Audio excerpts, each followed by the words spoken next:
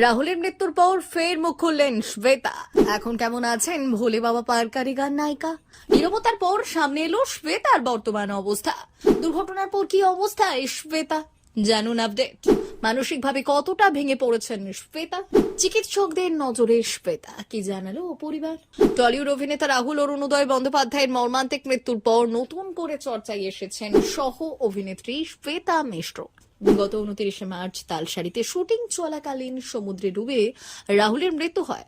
যদিও শ্বেতাকে উদ্ধার করা গেলেও রাহুলকে তুলতে দেরি হওয়ায় এই দুর্ঘটনা ঘটে। ময়নাতদন্তে জানা গেছে দীর্ঘ সময় জলে ডুবেছিলেন তিনি।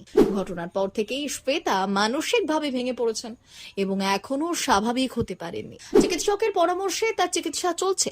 পরিবারের তরফে জানানো হয়েছে আপাতত তার ফোনও কাছে নেই এবং তাকে সুস্থ করে তোলাই এখন প্রধান লক্ষ্য। তবে সুস্থ হলেই তিনি নিজের বক্তব্য জানাবেন বলে পরিবার আশ্বাস দিয়েছে। অন্যদিকে এই ঘটনা তদন্ত নিয়ে প্রযোজনা সংস্থার বিরুদ্ধে প্রশ্ন তুলে আর্টিস্ট ফোরাম ইতিমধ্যেই এফআইআর করেছে এবং নিরাপত্তার দাবিতে কর্মবিরতির ডাক দিয়েছে।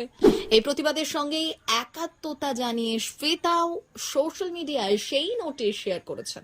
ফলে পুরো ঘটনাকে ঘিরে চাপা উত্তেজনা আরও বেড়েছে।